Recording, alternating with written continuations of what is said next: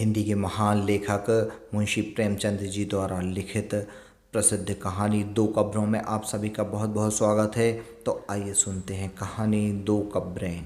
अब ना वह यौवन है, ना वह नशा, ना वह उन्माद। वह महफिल उठ गई, वह दीपक बुझ गया जिसमें महफिल की रौनक थी। वह प्रेम मूर्ति कब्र की गोद में सो रही है। हाँ, उसके प्रेम की छाप अब भी हृदय पर है और उसकी अमर स्मृति आंखों के सामने। वीरांगनाओं में ऐसी वफा, ऐसा प्रेम, ऐसा व्रत दुर्लभ है और रईसों में भी ऐसा विवाह, ऐसा समर्पण, ऐसी भक्ति और भी दुर्लभ। कुंवर रणवीर सिंह रोज बिना नागा संध्या समय जोहरा की कब्र के दर्शन करने जाते, उसे फूलों से सजाते, आंसुओं से सींचते। 15 साल गुजर गए, एक दिन भी नागा नहीं हुआ। प्रेम की उपासना ही उसके जीवन का उद्देश्य था। उस प्रेम का जिसमें उन्होंने जो कुछ देखा वही पाया और जो कुछ अनुभव किया उसी की याद अब भी उन्हें मस्त कर देती है। उस उपासना में सुलोचना भी उनके साथ होती, जो जोहरा का प्रसाद और कुंवर साहब की सारी अभिलाषाओं का केंद्र थी। कुंवर साहब ने 2 शादियां की थीं, पर दोनों स्त्रियों में से एक भी संतान का मुँह न देख सकी। कुंवर साहब ने फिर विवाह न किया। एक दिन एक महफिल में उन्हें जोहरा के दर्शन हुए। उस निराश पति और अतृप्त युवती में ऐसा मेल, मानो चिरकाल से बिछड़े हुए 2 साथी फिर मिल गए हों। जीवन का बसंत विकास, संगीत और सौरभ से भरा हुआ आया, मगर अफसोस 5 वर्षों के अल्पकाल में उसका भी अंत हो गया।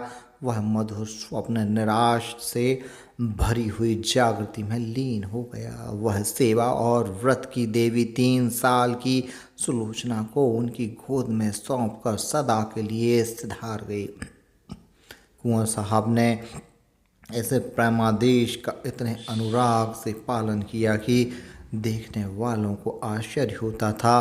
कितने ही तो उन्हें पागल समझते थे। सुलोचना ही की नींद सोते, उसी की नींद जागते, खुद पढ़ाते, उसके साथ सैर करते, इतनी एकाग्रता के साथ जैसे कोई विधवा अपने अनाथ बच्चे को पाले। जब से वह यूनिवर्सिटी में दाखिल हुई, उसे खुद मोटर से पहुंचाते और शाम को खुद जाकर ले आते। वह उसे माथे पर से वह कलंक धो डालना चाहते थे जो मानव विधाता ने क्रूर हाथों से लगा दिया था। धन तो उसे ना धो सका, शायद विद्या धो डाले। एक दिन शाम को कुंवर साहब जोहरा की मजार को फूलों से सजा रहे थे और सुलोचना कुछ दूर पर खड़ी अपने कुत्ते को गेंद खिला रही थी कि सहसा उसके सपने कॉलेज के प्रोफेसर डॉक्टर रामेंद्र को आते देखा। सकुचाकर मुँह फेर लिया, मानो उन्हें देखा नहीं। शंका हुई कहीं रामेंद्र इस मजार के विषय में कुछ पूछना बैठे। यूनिवर्सिटी में दाखिल हुए उन्हें 1 साल हुआ। 1 साल में उन्हें प्रणय के विविध रूपों को देख लिया था। कहीं क्रीड़ा थी, कहीं विनोद था, कहीं कुत्सा थी, कहीं लालसा थी, कहीं उच्च श्रृंखला थी, किंतु कहीं वह सहृदयता न थी जो प्रेम का मूल है। केवल रामेंद्र एक ऐसे सज्जन थे जिन्हें अपनी ओर ताकते देखकर उसके हृदय में सनसनी होने लगती थी, पर उनकी आंखों में कितना विवशता, कितनी पराजय, कितनी वेदना छिपी होती थी। रामेंद्र ने कुंवर साहब की ओर देखकर कहा, तुम्हारे बाबा इस कब्र पर क्या कर रहे हैं? सुलोचना का चेहरा कानों तक लाल हो गया।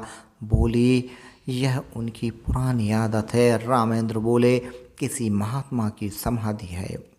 सुलोचना ने इस सवाल को उड़ा देना चाहा। रामेंद्र यह तो जानते थे कि सुलोचना कुंवर साहब की दाश्ता औरत की लड़की है, पर उन्हें यह ना मालूम था कि यह उसी की कब्र है और कुंवर साहब अतीत प्रेम में उनके उपासक हैं।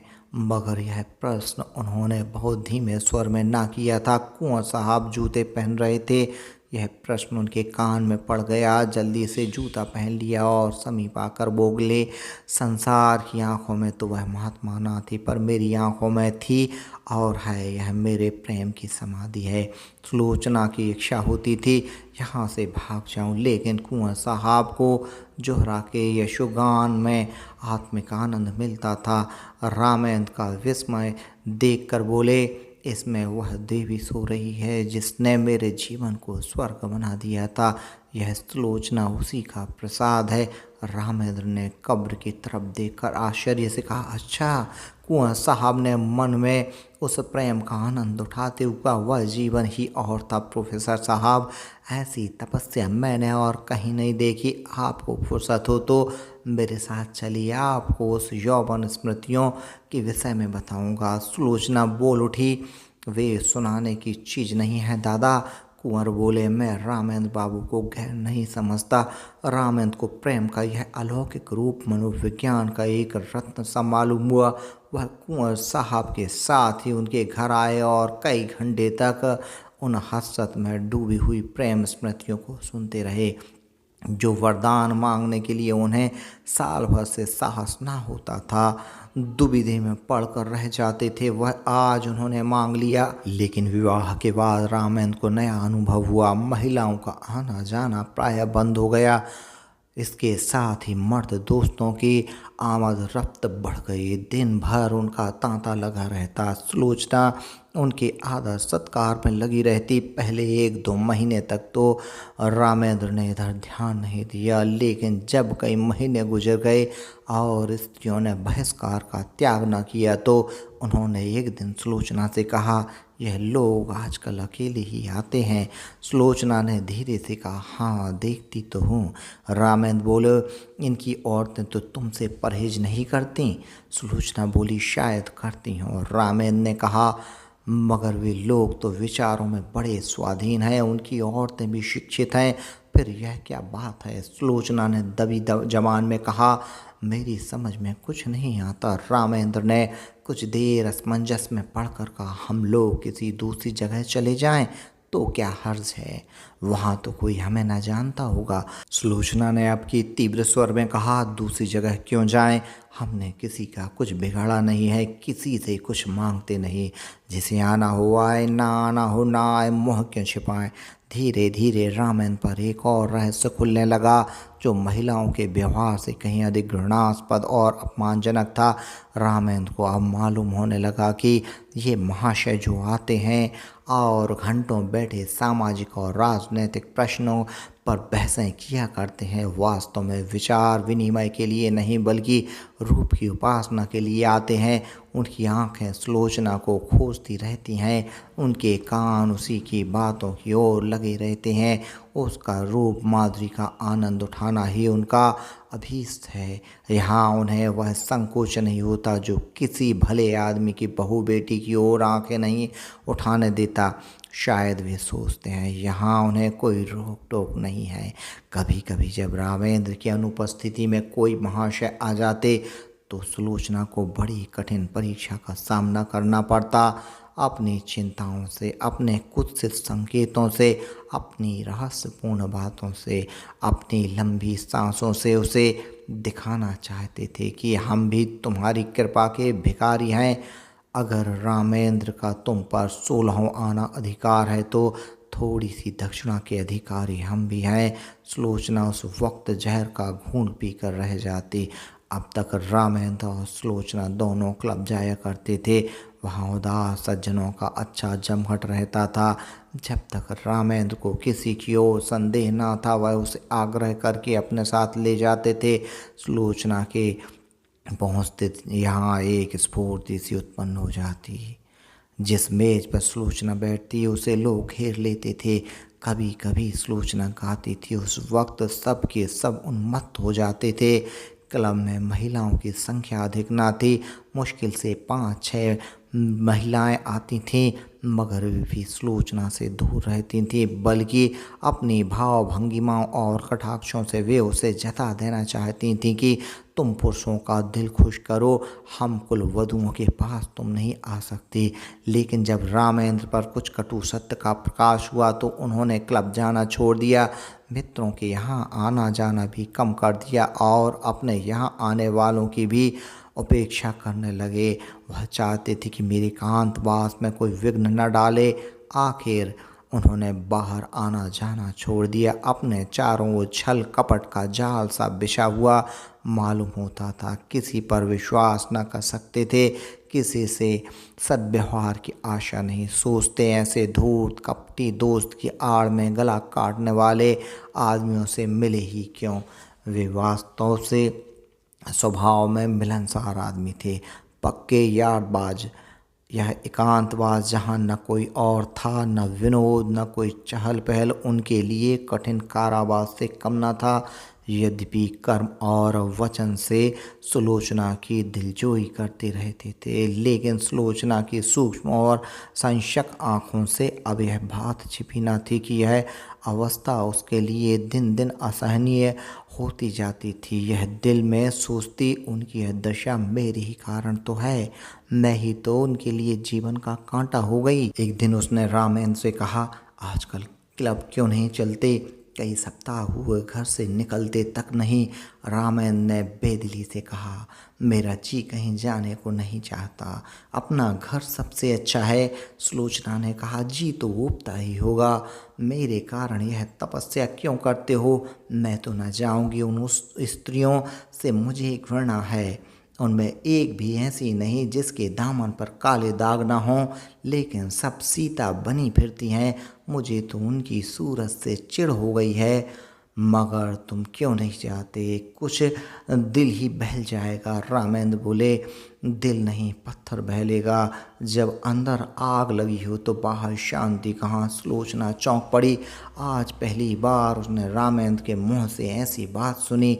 वह अपने ही को बहिष्कृत समझती थी।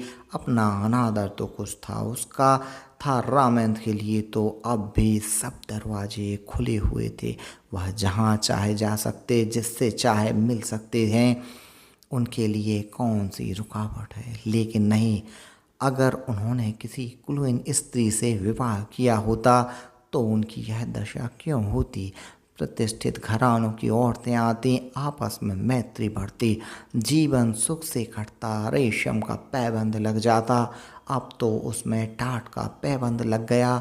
मैंने आकर सारे तालाब को गंदा कर दिया। उसके मुख पर उदासी छा गई। रामेंद्र को भी तुरंत मालूम हो गया कि उनकी जबान से एक ऐसी बात निकल गई जिसके दो अर्थ हो सकते हैं। उन्होंने फौरन बात बनाई, क्या तुम समझती हो कि हम और तुम अलग अलग हैं? हमारा और तुम्हारा जीवन एक है। जहाँ तुम आदर नहीं वहाँ मैं कैसे जा सकता हूँ? फिर तुम्हें भी समाज के इन रंगी सियारों से घृणा हो रही है। मैं इन सबों के कच्चे चिट्ठे जानता हूँ। पद या उपाधि या धन से किसी की आत्मा शुद्ध नहीं हो जाती। जो ये लोग करते हैं वह अगर कोई नीचे दर्जे का आदमी करता, उसे कहीं मुँह खाने की हिम्मत ना होती। मगर यह लोग अपनी सारी बुराइयां उदारतावाद के पर्दे में छिपाते हैं।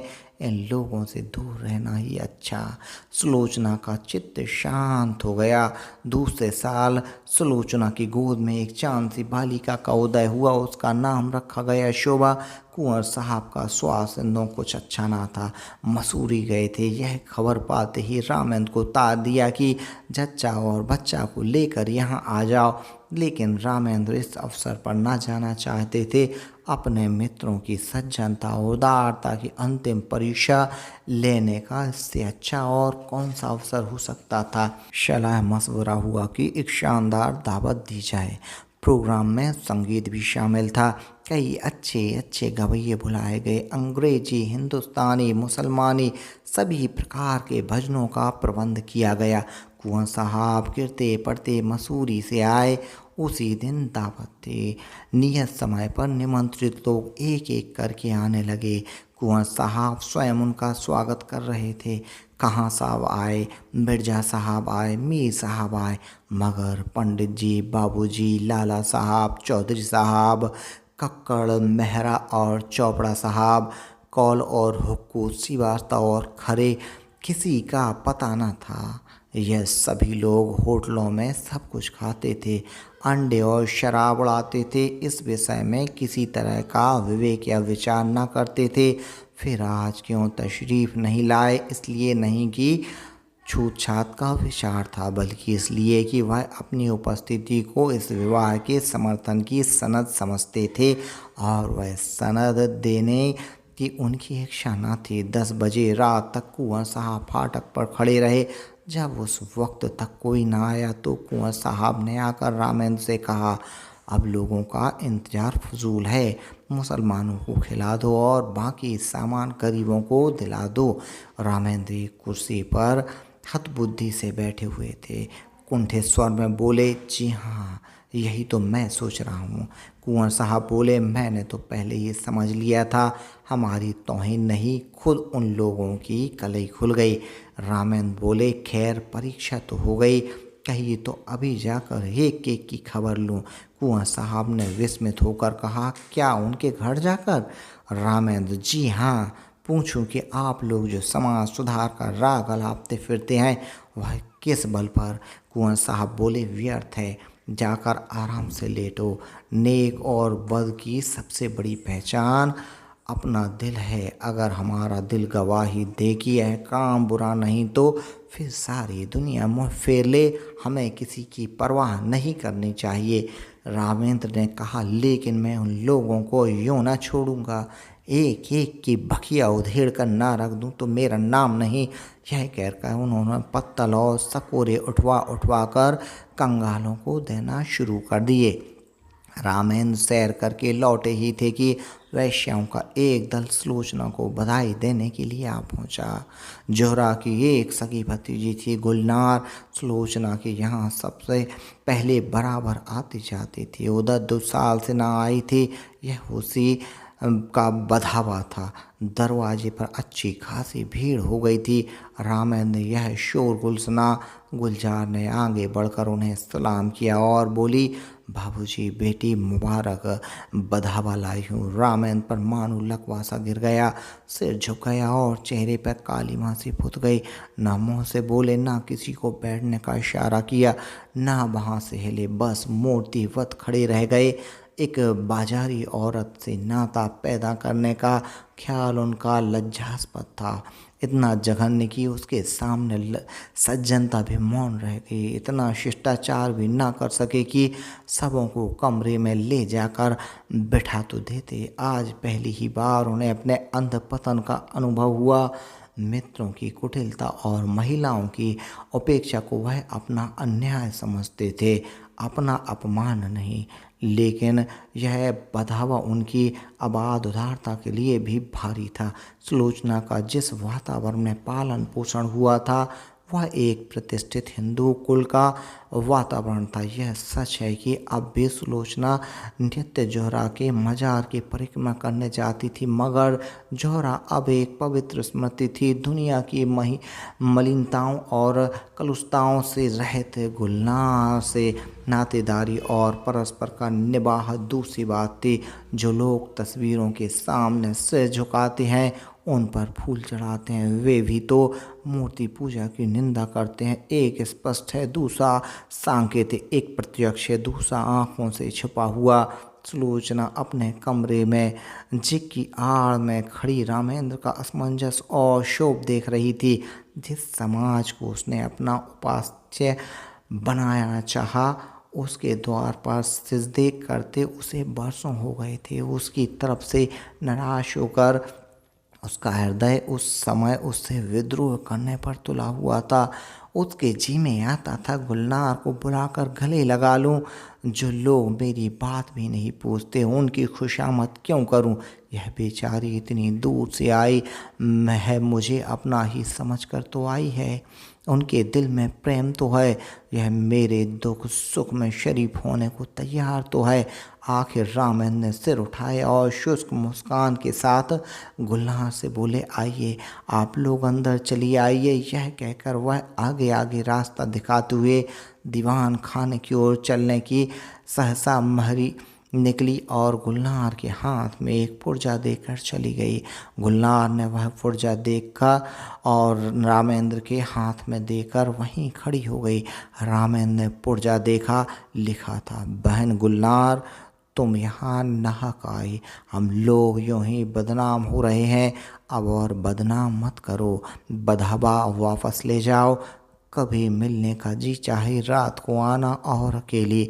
मेरा जी तुमसे गले लिपट कर रोने के लिए तड़प रहा है, मगर मजबूर हूँ। रामेंद्र ने पुर्जा फाड़ कर फेंक दिया और उद्दंड ढोल बोले, उन्हें लिखने दो, मैं किसी से नहीं डरता, अंदर आओ। गुलनार ने एक कदम पीछे फिराकर कहा, नहीं बाबूजी, आप हमें आज्ञा दीजिए। रामेंद्र बोले, एक मिनट तो बैठो। गुलनार ने कहा, जी नहीं, एक सेकंड भी नहीं। गुलनार के चले जाने के बाद रामेंद्र अपने कमरे में जा बैठे। जैसी पराजय उन्हें आज हुई वैसी पहले कभी नहीं हुई। वह आत्माभिमान, वह सच्चा क्रोध जो अन्याय के ज्ञान से पैदा होता है, लुप्त हो गया था। उसकी जगह लज्जा थी और ग्लानि। इसे बधावे की क्यों सूझ गई, यूँ तो कभी आती जाती नहीं थी, आज न जाने कहाँ से फट पड़ी। कुंवर साहब होंगे इतने उदार, उन्होंने जुरा के नातेदारों से भाईचारे का निबाह किया होगा। मैं इतना उदार नहीं हूँ, कहीं सुलोचना छिप कर उससे पास आती जाती तो नहीं। लिखा भी तो है कि मिलने का जी चाहे तो रात को आना और अकेली क्यों ना हो। खून तो वही है, मनोवृत्ति वही, विचार वही, आदर्श वही। माना कुंवर साहब के घर में पालन पोषण हुआ, मगर रक्त का प्रवाह इतनी जल्दी नहीं मिट सकता। अच्छा, दोनों बहनें मिलती होंगी तो उनकी क्या बातें होती होंगी, इतिहास या नीति की चर्चा तो हो नहीं सकती, वही निर्लज्जता की बातें होती होंगी। गुलनार अपना वृतांत कहती होगी, उस बाजार के खरीदारों और दुकानदारों के गुण दोषों पर बहस होती होगी। यह तो हो ही नहीं सकता कि गुलनार उसके पास आते ही अपने को भूल जाए और कोई भद्दी, अनर्गल और कलुषित बातें ना करे। एक क्षण में उनके विचारों ने पलटा खाया, मगर आदमी बिना किसी से मिले जुले रह भी तो नहीं सकता। यह भी तो एक तरह की भूख है। भूख में अगर शुद्ध भोजन ना मिले तो आदमी जूठा खाने से भी परहेज नहीं करता। अगर इन लोगों ने सुलोचना को अपनाया होता, उसका यूँ बहिष्कार ना करते, तो उसे क्यों ऐसी प्राणियों से मिलने की इच्छा होती। उसका कोई दोष नहीं, यह सारा दोष परिस्थितियों का है जो हमारे अतीत की याद दिलाती रहती हैं। रामेंद्र इन्हीं विचारों में पड़े हुए थे कि कुंवर साहब आ पहुँचे और कटु स्वर में बोले, मैंने सुना गुलनार अभी बधावा लाई थी, तुमने उसे लौटा दिया। रामेंद्र का विरोध सजीव उठा। बोले, मैंने तो नहीं लौटाया, सुलोचना ने लौटाया, पर मेरे ख्याल से अच्छा किया।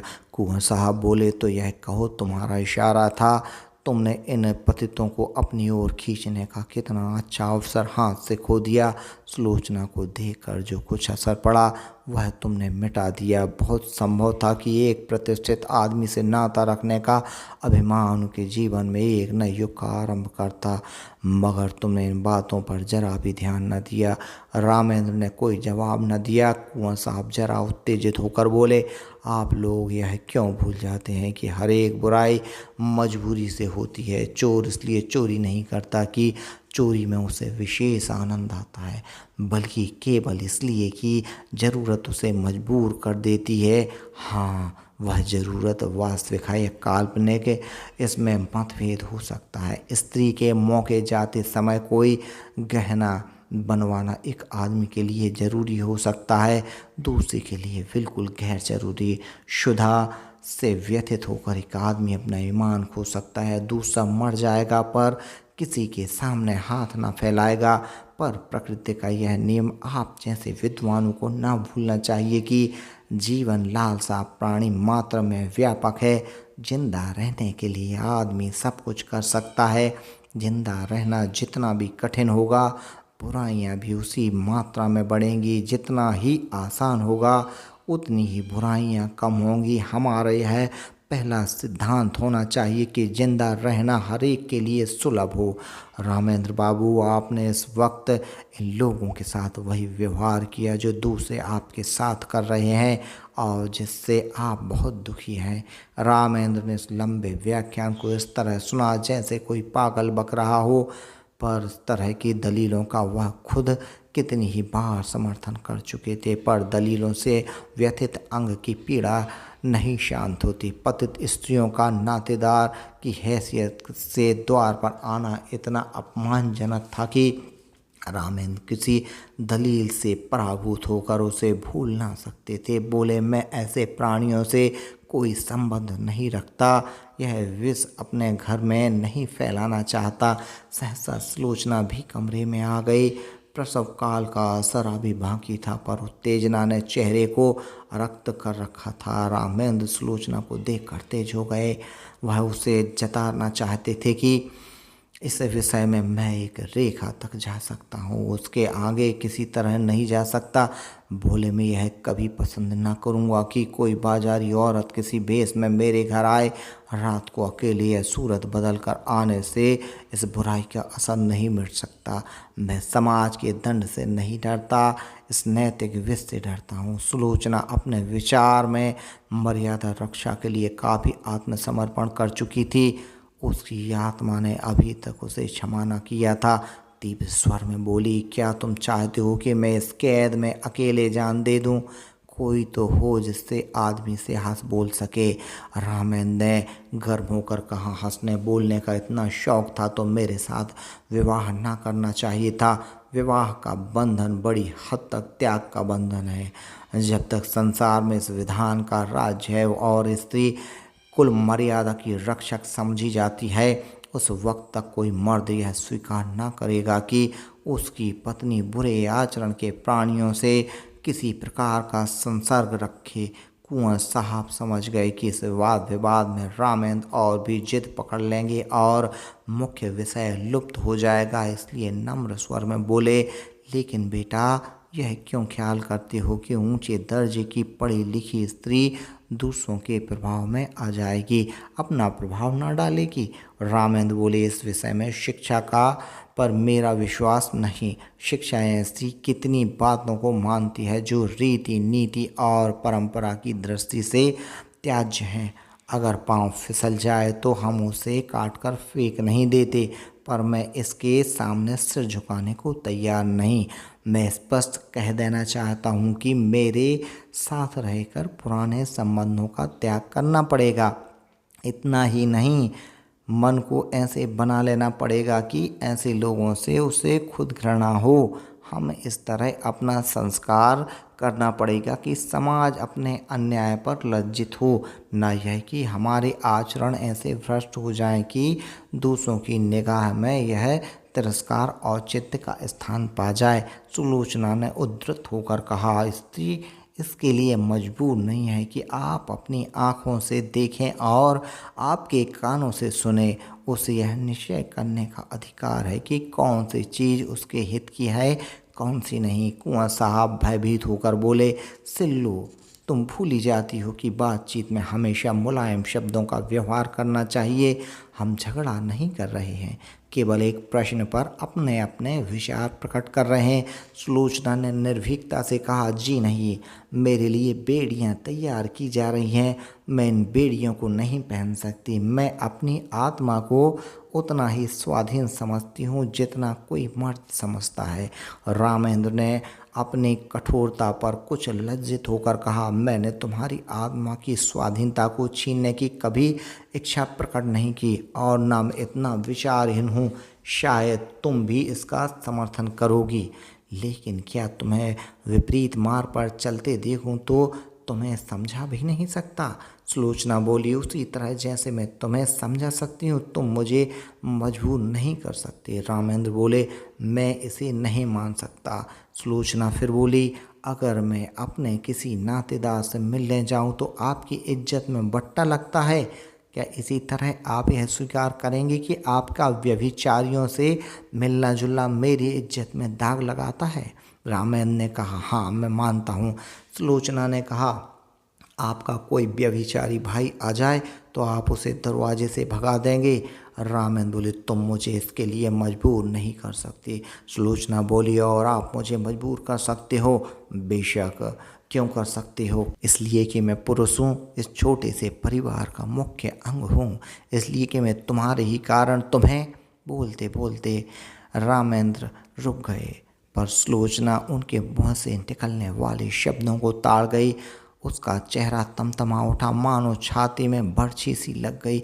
मन में ऐसा उद्वेग उठा कि उसी क्षण घर छोड़कर सारी दुनिया से नाता तोड़कर चली जाऊं और फिर उन्हें कभी मुँह न दिखाऊं। अगर इसी का नाम विवाह है तो किसी की मर्जी की गुलाम होकर रहूं, अपमान सहन करूं, तो ऐसे विवाह को दूर ही से सलाम। वह तैश में आकर कमरे से निकलना चाहती थी कि कुंवर साहब ने लपक कर उसके पकड़ लिया और बोले, क्या करती हो बेटी? घर से जाओ, क्यों रोती हो? अभी तो मैं जीता हूँ, तुम्हें क्या गम है? रामेंद्र बाबू ने कोई ऐसी बात नहीं कही और ना कहना चाहते थे। फिर आपस की बातों का क्या बुरा मानना, किसी अवसर पर तुम भी तो जो जी में आए कह लेना। यूँ समझाते हुए कुंवर साहब उसे अंदर ले गए। वास्तव में सुलोचना कभी गुलनार से मिलने की इच्छा न थी, वह उससे स्वयं भागती थी। एक क्षणिक आवेश में उसने गुलनार को वह पुर्जा लिख दिया था। मन में स्वयं समझती थी, इन लोगों से मेलजोल रखना मुनासिब नहीं, लेकिन रामेंद्र ने यह विरोध किया, यही उसके लिए असहनीय था। यह मुझे मना क्यों करें? क्या मैं इतना भी नहीं समझती? क्या इन्हें मेरी ओर से इतनी शंका है? इसलिए तो मैं कुलीन नहीं हूँ। मैं अभी अभी गुलनार से मिलने जाऊँगी, जिद्दन जाऊँगी, देखूँ मेरा क्या करते हैं। लाड़ प्यार में पली हुई सुलोचना को कभी किसी ने तीखी आंखों से ना देखा था। कुंवर साहब उसकी मर्जी के गुलाम थे। रामेंद्र भी इतने दिनों उसका मुँह जोहते रहे। आज अकस्मात यह तिरस्कार और फटकार पाकर उसका स्वेच्छा प्रेम और आत्मीयता के सारे नाते को पैरों से कुचल डालने के लिए विकल हो उठी। वह सब कुछ सह लेगी, पर यह ध्वंस, यह अन्याय, यह अपमान उससे ना सहा जाएगा। उसने खिड़की से निकाल कर कोचवान को पुकारा और बोली, गाड़ी लाओ, मुझे चौक जाना है, अभी लाओ। कुंवर साहब ने चुमकार कर कहा, बेटी सिल्लो, क्या कर रही हो? मेरे ऊपर दया करो, इस वक्त कहीं मत जाओ, नहीं हमेशा के लिए पछताना पड़ेगा। रामेंद्र बाबू भी बड़े गुस्सेवार आदमी थे, फिर तुमसे बड़े हैं, ज़्यादा विचारवान हैं, उन्हीं का कहना मान जाओ। मैं तुमसे सच कहता हूँ, तुम्हारी माँ जब थी तो कई बार ऐसी नौबत आई कि मैंने उनसे कहा घर से निकल जाओ, पर उस प्रेम की देवी ने कभी ड्योढ़ी के बाहर पाँव नहीं निकाला। इस वक्त धैर्य से काम लो, मुझे विश्वास है जरा देर में रामेंद्र बाबू खुद लज्जित होकर तुम्हारे पास अपराध क्षमा कराने आएंगे। सहसा रामेंद्र ने आकर पूछा, गाड़ी क्यों मंगवाई, कहाँ जा रही हो? रामेंद्र का चेहरा इतना क्रोधान्वित हो रहा था कि सुलोचना सहम उठी। दोनों आंखों में ज्वाला सी निकल रही थी, नथने फड़क रहे थे, पिंडलियाँ काँप रही थीं। यह कहने की हिम्मत ना पड़ी कि गुलनार के घर जाती हूँ। गुलनार का नाम सुनते ही शायद यह मेरी गर्दन पर सवार हो जाएंगे। इस भय से वह काँप उठी, आत्मरक्षा का भाव प्रबल हो गया।